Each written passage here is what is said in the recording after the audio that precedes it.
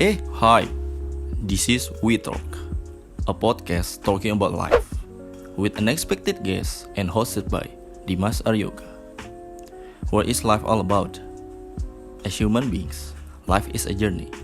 We only grow and go through whatever happens in life. So, hopefully this podcast helps you on your journey to reach the final destination in your life. Halo Kak Lili. Halo Dimas. Asik, Kak Lili. Waduh, kamu retro banget hari ini. Iya dong kan. Siang-siang pakai kacamata. Kan stylenya harus retro. Oke, baik. Oke, jadi kenapa nih aku diajak ke sini, ada apa? Ya. Ini kan hari pertama, libur, aku kan harusnya beristirahat gitu. Ya kan kita sebagai anak muda kan harus produktif. Harus produktif. Baik, saya sangat mengagumi. Tapi Kak Lili masih produktif. muda nggak sih? Kenapa harus bahas usia? Masih muda sih sebenarnya. Kalau dari umur mungkin lebih tua sedikit. Berapa? Daripada harus disebutin banget angkanya. Iya Aku masih dong, maunya sih masih kan. 17. Tapi ditambah 11. si 28 ya? 28. 28. Aku baru 23. Baru 23, masih panjang perjalananmu untuk menjadi seperti aku. Tua sebentar. seperti aku maksudnya. Selamat datang dulu dong di podcast We Talk. Talking about anything. Talking about anything. Oke. Apa Terus nih? kalau anything sekarang kita ngomongin apa? Sekarang ya, Kamu mengajakku ke sini, kita ngobrolin apa? maunya ngobrolin kegiatannya Kak Lili sih. Oh bukan ya? Itu kepo namanya. Oh iya. Nggak boleh dong kepo sama kehidupan orang. Ya kan di podcast pertama ini kan kita maunya ngobrolkan hal yang mengedukasi lah setidaknya. Mengedukasi bagi teman-teman kita generasi milenial dan yang seumuran saya. Kok saya sih? Terlalu formal ya? Yang seumuran aku. Oke, sama kamu. Kamu Yang umurnya 23 yang mana baru merasakan lulus dari kuliah dan terjun ke dunia kerja. Lalu kan kita bingung kan.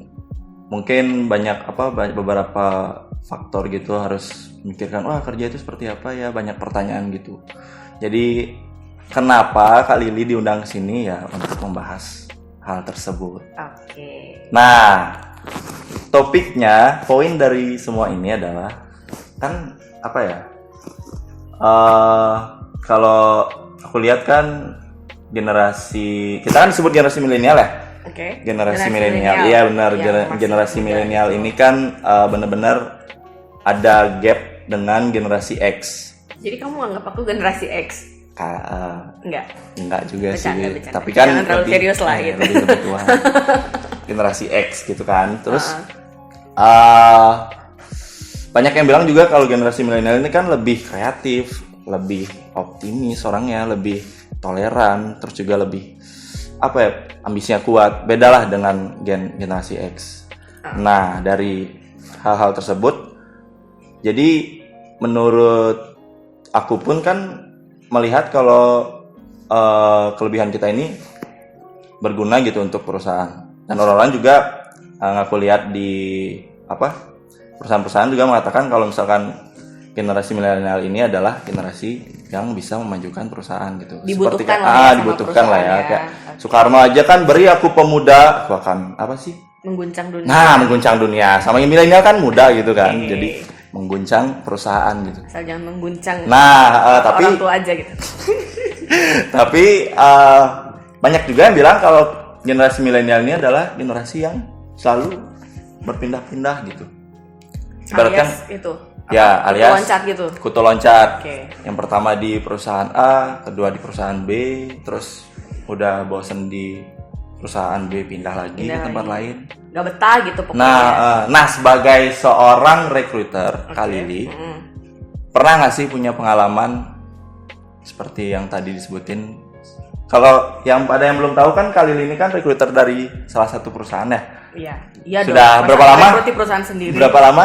Kalau kerjanya udah 6 tahun in total, tapi kalau jadi rekruternya sebenarnya baru-baru aja. Baru-baru aja maksudnya? Baru-baru aja. Jadi HRD-nya tuh dari sekitar menjelang 4 tahun lah. Menjelang 4 tahun. Rekruter. Oh, lama ya? Lumayan Lama, 4 tahun. Nah, selama 4 tahun di HRD jadi recruiter.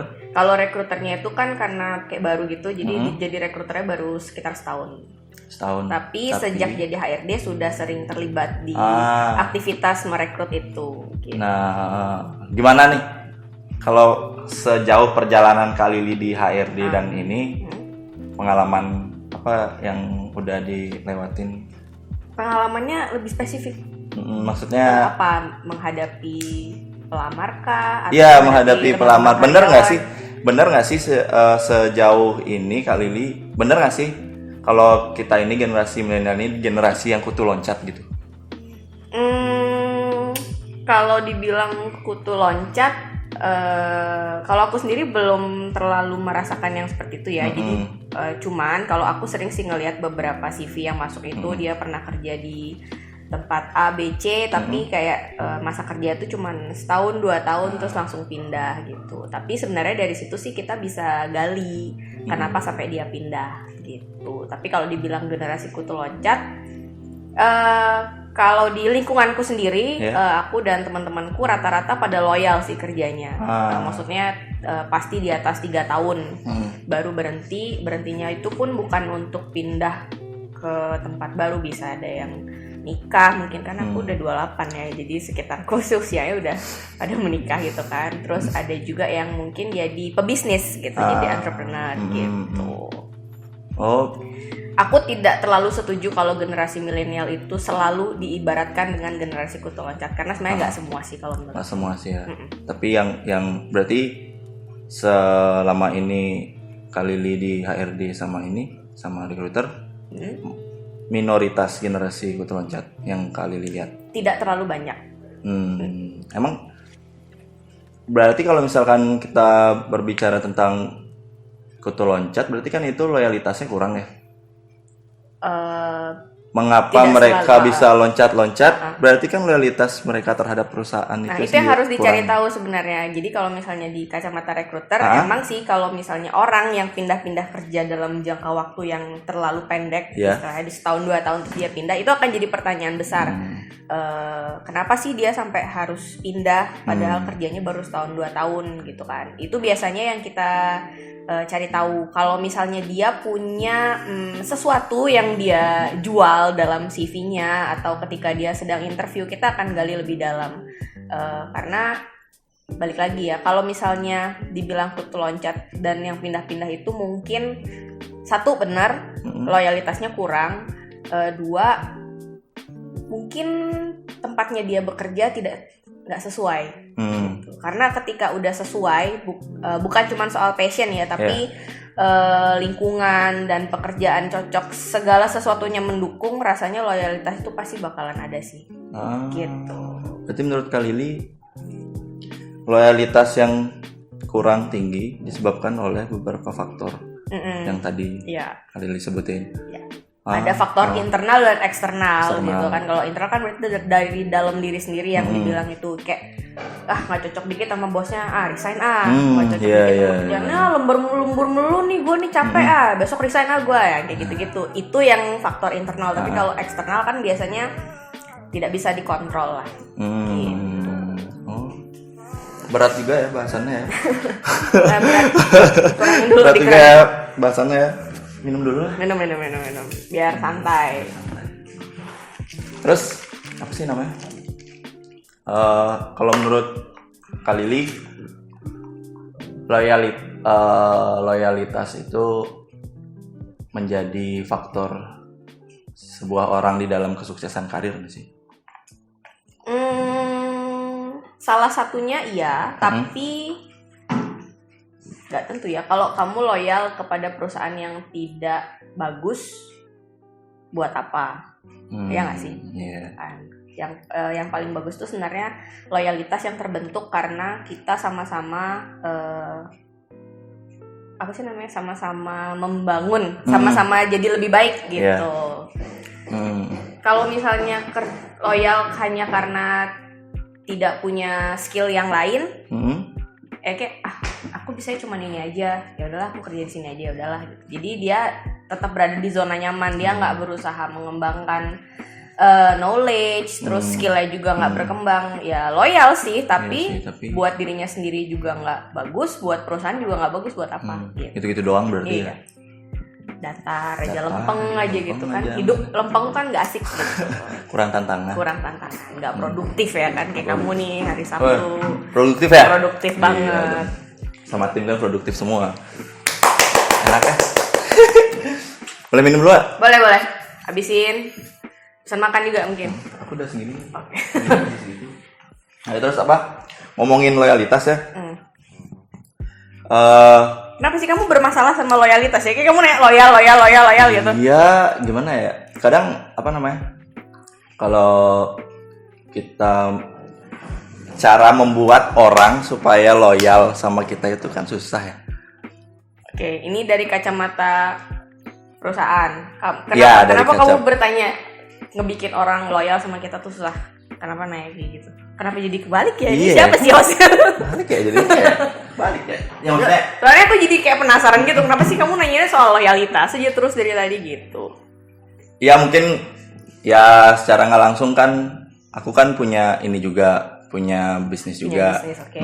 Dan kebetulan punya karyawan cuman ya dua sampai 3. Nah itu kayak kalau aku selalu nerapin solidarity di atas money gitu loh. Oke. Jadi aku satuin visi sama mereka, terus nge-treat mereka juga beda. Jadi gimana ya? Gue tuh pengen banget ngebuat orang itu supaya loyal gitu. Nah terus kalau misalkan kasusnya generasi milenial nggak loyal, berarti susah dong buat maju. Bukan susah buat maju juga sih. Kayak kalau gini, kalau dia bekerja di bidang yang tidak cocok, mungkin dia akan tidak loyal kayak tadi aku bilang kan gitu. Terus tapi kalau dia kerja di tempat yang cocok, dia akan loyal. Contohnya kamu punya bisnis. Bisnis apa? Bisnis kopinya beli deh. Oke.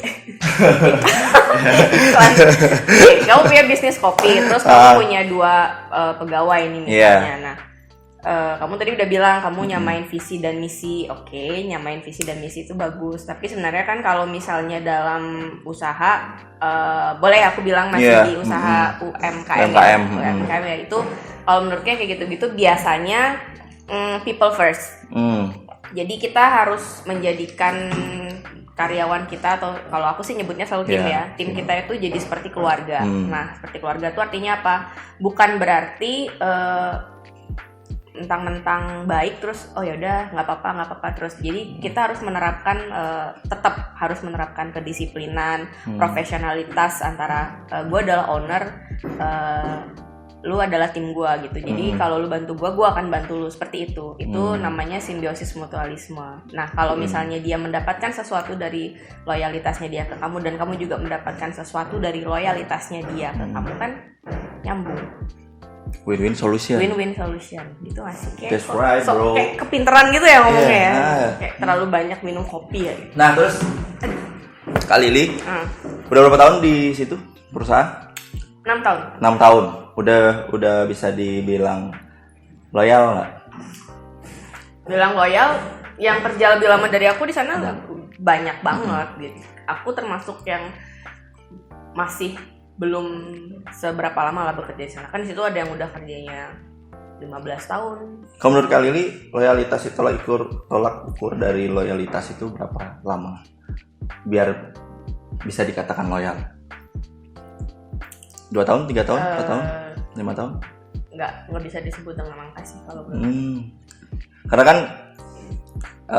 berdasarkan pengalaman Kak Lili tadi, yang dilihat CV, yang cari kerja, itu pengalamannya 1 tahun, 2 tahun, itu dikatakan tidak loyal kan? Aku nggak bilang nggak loyal, tapi dipertanyakan tapi, kenapa secepat itu. Alasannya kan kita harus tahu dulu nih, jangan baru mentang-mentang baru setahun 2 tahun terus resign, dia nggak loyal nih gitu ya. Kita nggak bisa ngejudge kayak gitu juga, tapi kan ada alasannya. Siapa tahu dia kerjanya 2 tahun tapi memang karena usahanya tutup. Kalau misalnya dia kerja di perusahaan yang bukan perusahaan yang besar banget kan gitu, perusahaan ternyata usahanya bangkrut atau tutup, jadi dia harus berhenti, otomatis kan masa kerja cuma sedikit gitu. Kalau misalnya kamu bekerja usia kerjamu 2 tahun, tapi dia usia kerja 2 tahun, terus perusahaannya baru berdiri selama 5 tahun, kan bukan berarti nggak loyal juga. Iya, benar. Jadi kayak kalau menurutku sih angka berapa tahun kita kerja itu nggak bisa dijadikan suatu tolak ukur loyalitas gitu. Berat Jangan berat-berat lah. Ya kebetulan ini juga kan teman-teman aku kan pada nanyain juga yang mungkin mereka penasaran. Penasaran nih dari sisi recruiter tuh bagaimana melihat calon-calon pekerja kan. Nah ini yang saya bacain aja ya. Boleh lah. Gampang ya. Sip. Aku akan menjawab dari kacamataku ya. Kacamata Kak Lili. Aku ada 2 mataku Aku juga ada ada 4. Jadi yang aku bilang ini disclaimer dulu deh biar nanti biar nggak salah. Ini bisa jadi benar, bisa jadi salah. Ini hanya berdasarkan pengalamanku bekerja, terus dari hasil ngobrol juga sama teman-teman, membaca buku gitu. Nih, udah ya? Ya. Disclaimer gitu aja. lanjut. Guys. Ya, yang pertama nih. Bagaimana seorang HRD menghadapi seorang pencari kerja baru yang memiliki potensial tapi masih kalah saing dengan pekerja-pekerja titipan atau orang dalam? Nah, kalau gitu menurut Kak Lili gimana? Salah nggak sih perusahaan merekrut kalau orang dalam disebutnya ini nggak sih referral nggak sih? Bukan. Bisa jadi disebut referensi. Memiliki referral di dalam kantor gitu. Orang dalam lah ya. Intinya kita punya potensi tapi kita masih kalah sama yang punya punya relasi di dalam perusahaan. Nah, itu gimana tuh? Jadi definisi orang dalam ini sebenarnya cukup luas juga sih ya. Maksudnya misalnya kamu punya teman yang bekerja di satu perusahaan, kamu titip CV sama dia orang dalam nggak? Iya. Orang dalam kan? Nah, oke. Aku kenal sama orang di perusahaan A. Aku tanya-tanya sama dia informasi, tapi aku berteman sama dia. Dia bukan pengambil keputusan, dia bukan orang punya jabatan lah misalnya di perusahaan itu, tapi dia bekerja di sana. Dia orang dalam nggak? Orang dalam kan gitu. Nah, sekarang kalau misalnya dibilang orang dalam tuh kayak titipan. Nah, titipan itu kalau sepengalamanku, titipan itu semuanya diproses secara adil. Jadi semua CV yang masuk itu, jadi gini, kita perusahaan ngebuka informasi lowongan kerja itu kan banyak banget media yang kita pakai untuk memberikan informasi ke masyarakat. Contohnya ke karyawan juga kita kasih tahu. Nah, otomatis pada saat dia nitip kan dia juga jadi orang dalam dong gitu. Tapi kita tidak pernah menjanjikan titipan itu selalu lolos. Pasti masuk ya enggak gitu loh, karena harusnya sih, aku juga nggak tahu kalau di perusahaan lain ya, tapi seharusnya ya diproses secara adil. Dari awal ngikutin semua prosesnya gitu sih. Kalau dibilang yang punya potensi sama kalah selalu sama orang dalam, kalau ternyata yang orang titipannya juga punya potensi, kamu mau bilang apa? Ya nggak bisa bilang apa ya kan gitu.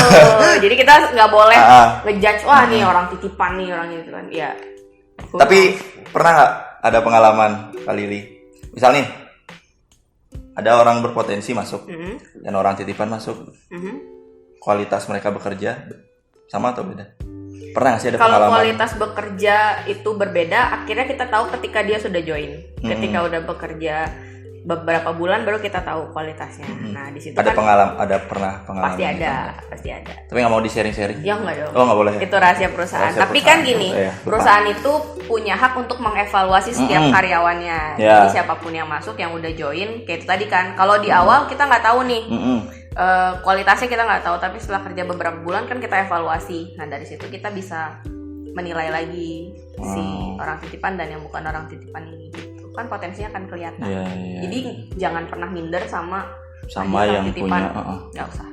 Jadi kalau misalkan kita berpotensi, ya udahlah. Kita kerja aja, kita kerja dengan baik, tunjukin kemampuannya kita, tunjukin apa yang kita bisa, nggak akan kalah kok. Sukses juga kok gitu ya. Gitu. Nggak selalu orang dalam bikin kita sukses, ya kan? Nggak selalu orang dalam. Kan banyak, kalau motivator kan bilang banyak hal nih yang bikin sukses. Nah, terakhir ada tuh diselipin orang dalam. Oh yang lagi hits ya, Iya, yang lagi kan? sering jadi omongan sekarang ya. Kerja keras, berdoa, terakhir orang dalam. Ya itu tadi, kalau misalnya kau punya temen, ya bisa iya bisa enggak sih sebenarnya. Kan kita nggak tahu secara umum di luar sana gimana, gitu. Lanjut nih, banyak nih pertanyaannya, kayak teman-teman aku pada lagi pada pusing. Lagi cari kerja, atau lagi galau sama kerjaannya sekarang. Oke, kita lanjutkan ke pertanyaan yang lain. Masa corona juga kan. Nih, bagaimana kita sebagai fresh graduate, takut banget nih, menyikapi lowongan pekerjaan yang membutuhkan pengalaman kerja, sedangkan itu kan menyulitkan bagi kita fresh graduate yang tidak punya pengalaman. Ya jangan cari lowongan kerja yang mencantumkan harus punya jangan apply ke yang harus memiliki memiliki pengalaman kerja. Gimana sih ngomongnya? Ya intinya kan ada ini nih, poster lowongan kerja. Kalau misalkan pengalaman tidak diperlukan, baru. Ya jangan apply ke situ dong. Kamu cari yang lain aja. Ya, nah tapi kan Kak, realitanya adalah perusahaan maunya orang yang nge-apply itu kan memiliki pengalaman minimal 2 tahun. Mungkin kamu kurang mencari lowongan pekerjaan yang tidak mengharuskan ada pengalaman kerja. Tuh, generasi milenial biasanya cepat nyerah. Alah ya guys. Gak malah-malah. Gak ada sih gitu. Ya itu dia terlalu terburu-buru ya. Apa sih namanya? Ambisius.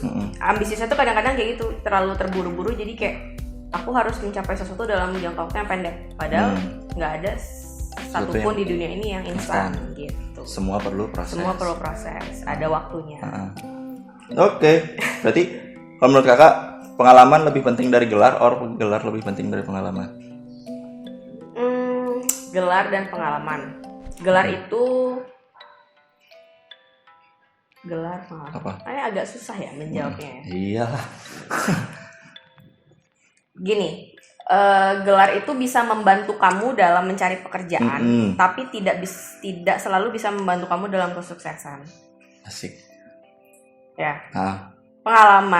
Kalau pengalaman itu sesuatu yang sudah kamu kerjakan dari gelar itu. Ngerti nggak? Misalnya si A sarjana akuntansi, dia kerja sebagai akuntan selama 3 tahun, dia punya pengalaman kerja. Akhirnya dia punya pengalaman kerja. Pengalaman kerja dia adalah 3 tahun. Jadi dia berpengalaman. Mempengaruhi kesuksesannya nggak? Mungkin. Gelarnya mempengaruhi nggak? Mungkin. Tapi kalau dia sarjana akuntansi terus dia beralih profesi jadi apa ya? Yang beda jauh. Apa?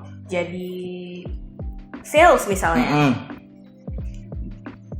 Ternyata dia lulusan akuntansi, dia jadi sales juga sukses. Jadi gelar mempengaruhi nggak? Enggak dong. Enggak. Gelar itu kan yang kita dapat dari kita belajar. Gitu. Makin berat guys topiknya. Ya berat sini kayak menurutku nih hanya membuka wawasan biar kita tuh nggak sempit aja mikirnya gitu loh. Jadi jangan sampai apa yang udah kita punya ini jadi menghalangi kita. Kayak aku kan lulusan akuntansi, aku harus bekerja sebagai akuntan, aku nggak bisa kerja yang lain. No, di dunia ini segala sesuatunya bisa dipelajarin. Aku kan engineer, berarti aku harus jadi engineer gitu. Aku kan sekolahnya teknik, masa aku jadi sales sih gitu. Nah, untuk beberapa gelar pendidikan mungkin emang harus bekerja di bidang tersebut, contoh dokter, kan dia emang harus bekerja di kedokteran. Tapi ada juga orang yang sekolah dokter akhirnya tidak praktek menjadi dokter, ya kan? Banyak. Contohnya yang lagi hype sekarang ya. Terus ada juga di Bali juga ada yang kayak gitu, yang punya ada yang punya ini juga sih. Akhirnya dia bisnisnya ke kuliner sih kalau nggak salah gitu. Iya, berarti nggak masalah dong kan? Sebenarnya tidak masalah. Gitu. Tetap bisa sukses kan? Tetap bisa sukses. Iya, karena sukses setiap orang kan beda-beda kan? Ya, benar. Mantap, bro. Nah, sekarang nih, ada lagi nih, banyak ya ternyata. Nih, pada fase apa seorang pekerja milenial harus mengambil keputusan untuk mencari perusahaan baru? Gimana? Pada fase apa? Ya, jadi kapan nih harus, misalnya, masa sih hidup aku gini-gini doang gitu. Nah itu apa tadi. aku harus cari kerja lain ya gitu. Tapi Ketika kan aku perlu makan besok. Kalau misalkan aku resign sekarang, besok aku nggak bisa makan dong. Oke, jadi Jadi kapan? fase ketika kapan kita harus mencari tempat bekerja baru. Ketika di tempat kerja kita yang sekarang kita tidak bisa lagi berkembang. Kayak ya udah segitu aja, tidak bisa berkembang, tidak ada kesempatan untuk berkembang. Sudah minta sama atasan mungkin atau sama manajemen tapi tetap nggak dapat kesempatan juga, mungkin itu saatnya kita untuk melebarkan sayap di tempat yang lain. Tempat yang lain, gitu. Jawabannya. Jadi keputusannya itu nggak boleh keputusan kemarin sore. Yang harus aku bilang tadi, kemarin jangan malam. aduh gitu. Jangan hari ini kamu kesel sama bos kamu terus bulan besok langsung resign. Bulan depan gue resign. Jangan kayak gitu. Jadi itu namanya emosi sesaat lah ya. Kayak misalnya kamu marah sama pacar, aku putusin aja lah gitu. Katanya seminggu ke depan minta balik gitu kan. Jangan sampai kayak gitu. Jadi keputusan itu yaitu tadi kalau menurutku sih ketika tempat kamu bekerja sudah tidak memberikan kesempatan kamu untuk mengembangkan diri. Karena manusia itu harus terus berkembang.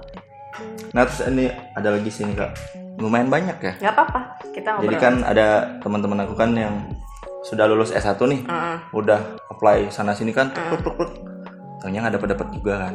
Akhirnya karena menghindari realita kehidupan, mereka memilih untuk S2. Nah setelah S2 mereka kan lulus. Gimana tuh pandangan apa sih sebagai HRD or apa sih recruiter ngelihat orang-orang yang S2 seperti itu? Kayak gimana ya? Ada nggak sih sama nggak sih lowongan untuk S2 dan S1 gitu? Ngerti nggak sih? Kan dia belum punya pengalaman kerja tapi karena teori dan lapangan beda kan. Nah, gitu. Ini yang perlu ditanamkan di mindsetnya teman-teman yang kuliah S1 kemudian lanjut S2 mungkin mau sampai S3, profesor dan seterusnya. Motivasi kamu untuk kuliah lagi itu apa? Menghindari realita. Menghindari realita. Terus kamu kerja mengharapkan realita berbaik hati sama kamu. Nah, nggak bisa kayak gitu dong. Oke. Iya kan kayak misalnya kecuali kamu kuliah S1 terus lanjut ke S2 harapannya saya mau punya ilmu yang lebih tinggi ketika saya bekerja, saya mau mengaplikasikan apa yang saya dapat. Meskipun sebenarnya di dunia kerja itu tidak selalu sama dengan yang kita pelajari dari textbook ya. Itu bakalan banyak sekali perbedaan karena realitanya nggak selalu seperti contoh kasus yang ada di buku gitu. Sebenarnya gelar S2 itu punya nilai plus pastinya karena secara knowledge lebih banyak. Istilahnya tuh dia literaturnya tuh banyak lah yang mendukung gitu. Tapi kalau misalnya cuman pinter textbook aja tapi nggak bisa kerja, nggak kepake juga sih sama perusahaan gitu. Berarti ya sama aja sih ya jatuhnya. Kenapa ya? Ada yang nanya? Ada yang nanya lagi kan? Wah banyak nih pertanyaan. Gitu. Lanjut coba pertanyaannya yang lain. Aku jadi semakin penasaran nih sama generasi milenial. Generasi sini ya.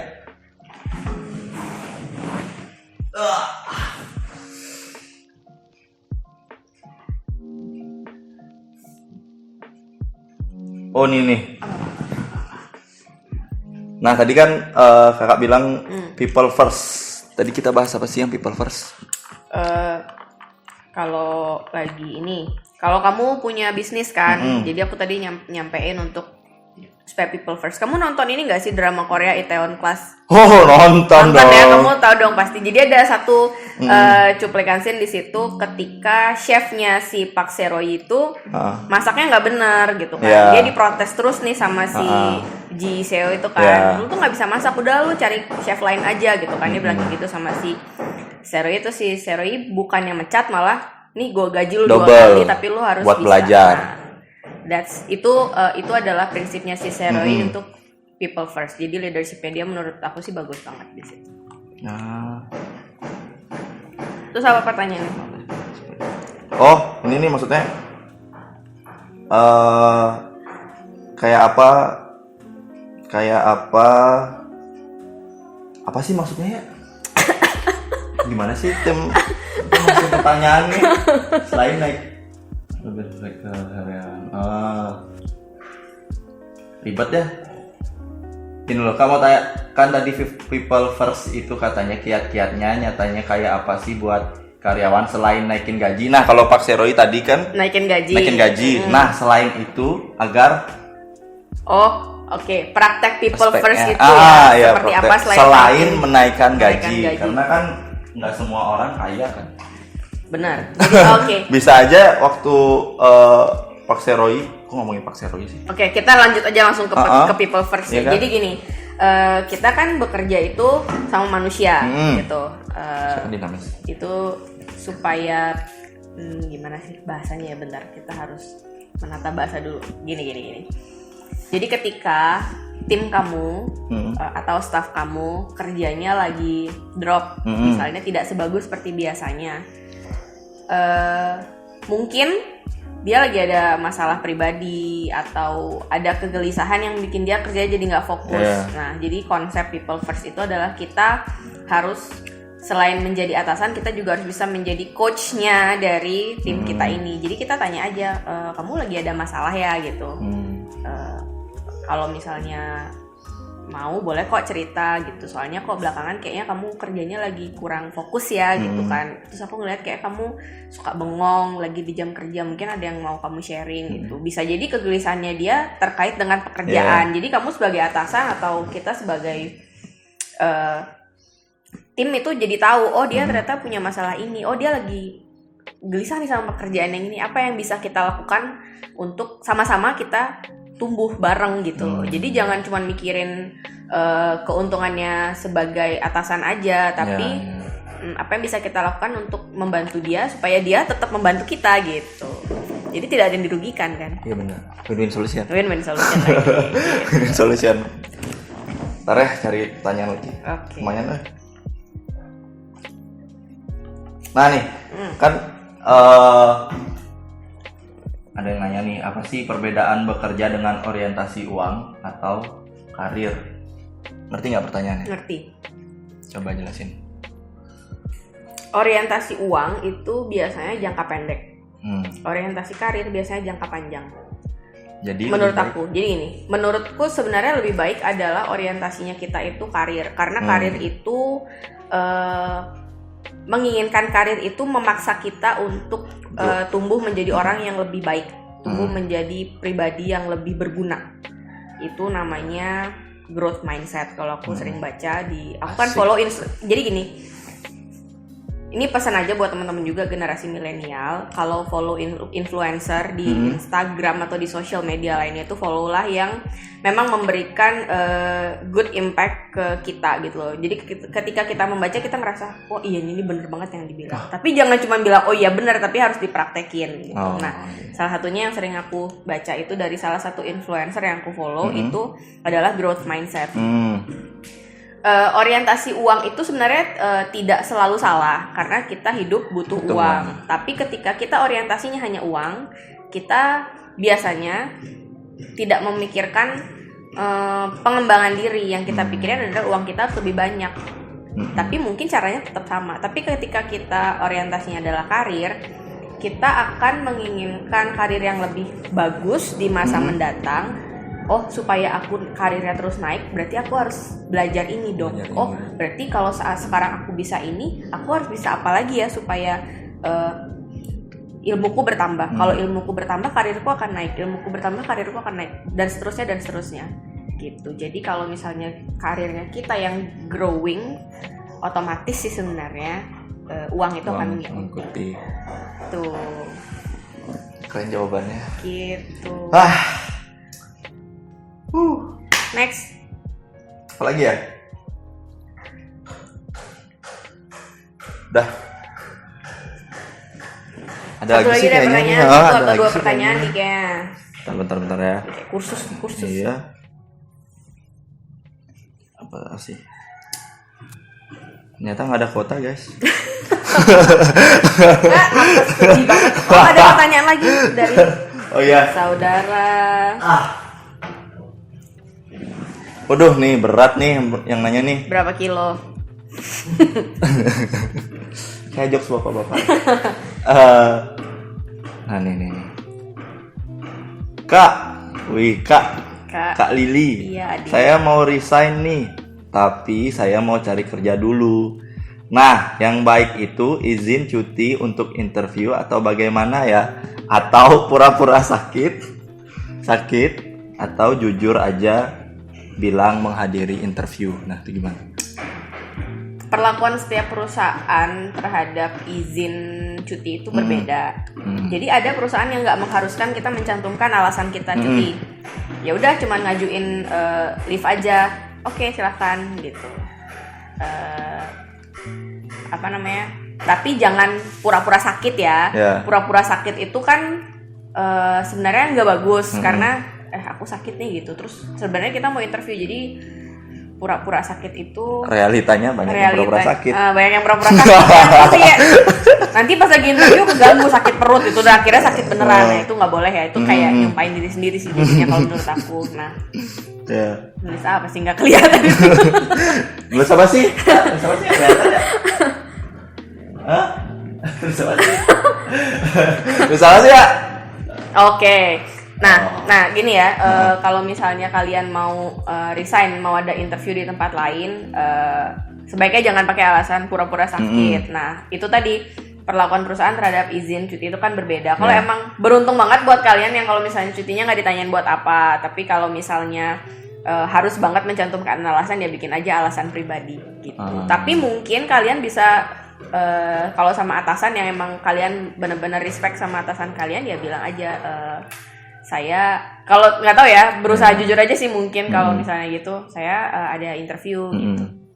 Jadi di situ nanti setelah itu ya udah, misalnya mau interview silahkan cuti. Mungkin setelah itu atasan kalian jadi akan berpikir kenapa tim saya mau resign gitu. Siapa tahu bisa jadi introspeksi diri dan jadi perbaikan. Siapa tahu malah nggak jadi resign gitu. Banyak juga.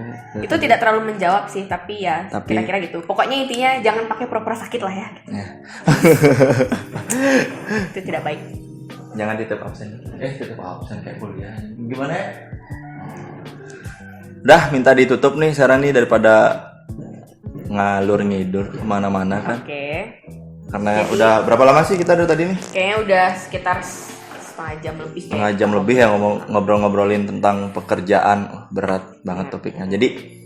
Jadi terakhir dah, buat teman-teman milenial yang masih menjadi generasi kutu loncat, ada pesan nggak? Pesannya itu jangan pikirin tentang jadi generasi kutu loncatnya, tapi sebenarnya yang perlu kita pikirkan adalah gimana caranya kita bisa terus mengembangkan diri menjadi pribadi yang lebih baik, yang lebih bermanfaat gitu. Ketika kamu dicap jadi generasi kutu loncat, tapi sebenarnya kamu sedang mengembangkan diri untuk ke hal yang selalu lebih baik ya, bukan itu aja, ya nggak masalah. Gitu. Intinya adalah growth mindset. Kita harus terus mindset kita untuk berkembang.